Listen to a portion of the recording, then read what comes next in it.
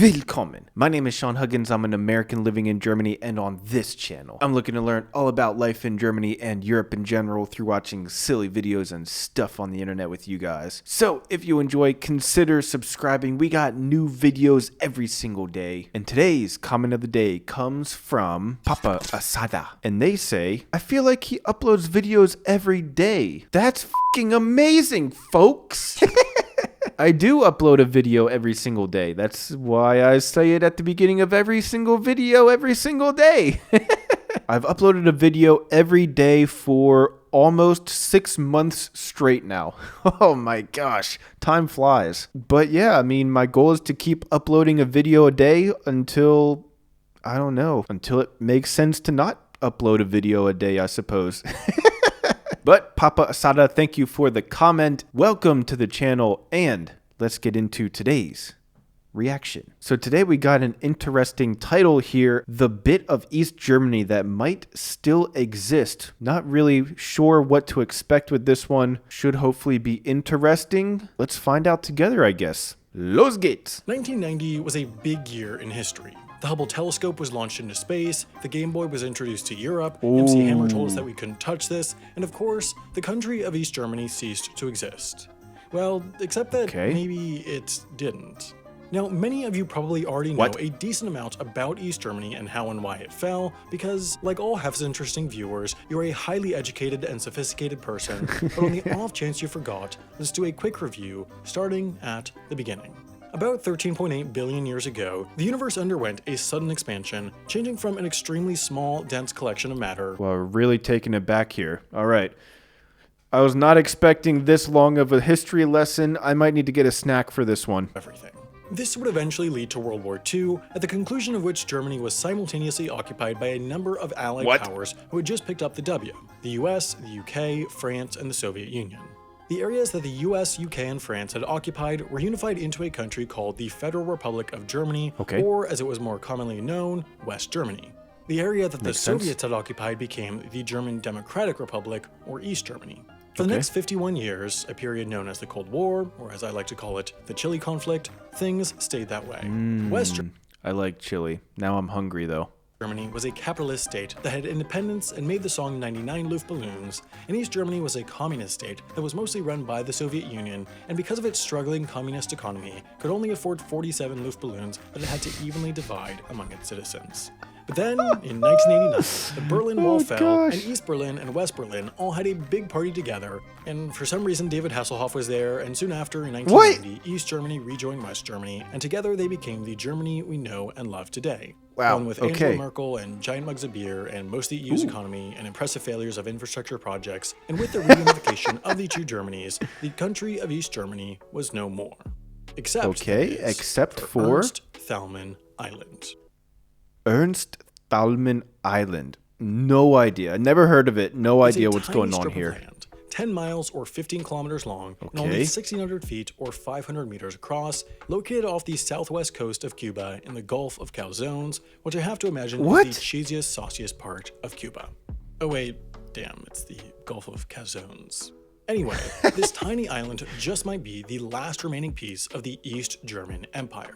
See, back in the Cold War, East Germany and Cuba were really good friends, like Joe Biden and Barack Obama, or like Joe Biden and a cone of ice cream, or like Joe Biden and the Amtrak Northeast Corridor. East Germany was communist, Cuba was communist. They were like two communist peas in a communist pod. And in 1972, during a state visit to East Germany, Fidel Castro, then the leader of Cuba, promised that he would donate a Cuban island to his friends in East Germany, which was definitely a better gift than what the East Germans had gotten for him, which was a teddy bear. Seriously, that's not a joke. Look it up. What? Hold on a second. Cuba gives Germany a big ass island. Germany gives Fidel Castro a teddy bear. Wow, dude. This guy got swindled. The Germans made out like bandits. They actually got Fidel one of the best trades in human history. I mean, technically, they did get him a gift, but only barely. Another one might seem like a big gift, but Cuba contains over 4,000 small islands, so giving up just one wouldn't be too big of a deal, and it was a nice show of support that would strengthen ties between the two nations, plus give East Germans a little vacation getaway spot during the cold German winter months.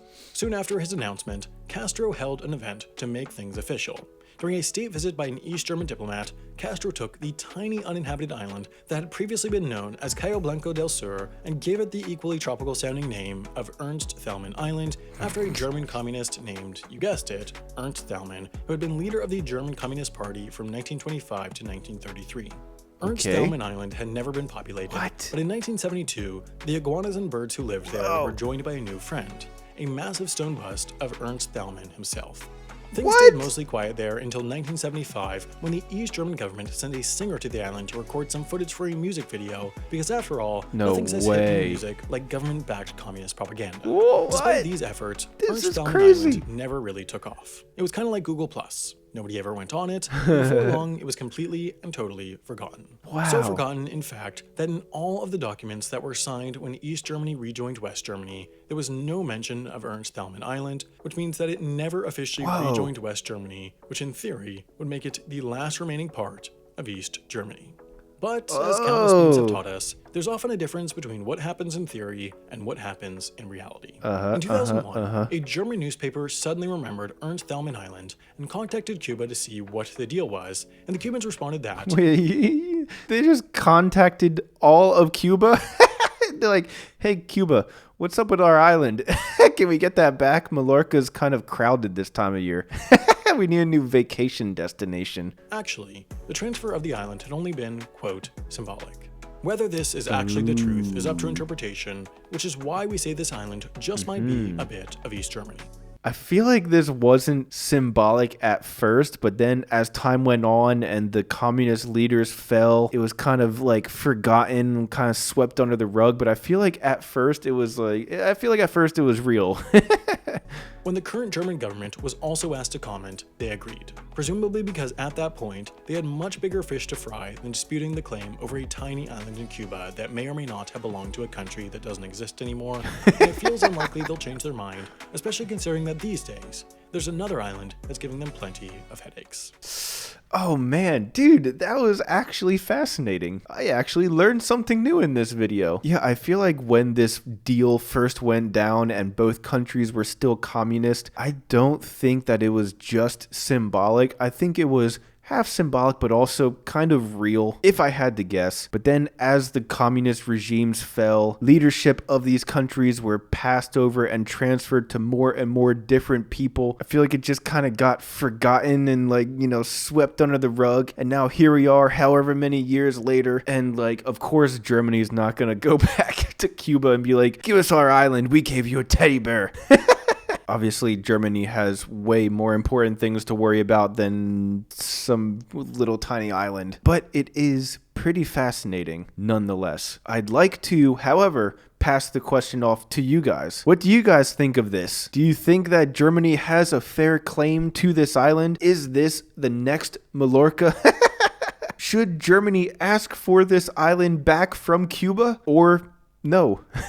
Let me know down in the comments below. At any rate though, that's all the time that I have for today. If you enjoyed, consider subscribing. We got new videos every single day. Check the links down in the description for all of my other social media, including my vlog channel. Thank you guys so much for being here, and as always, I'll see you guys tomorrow.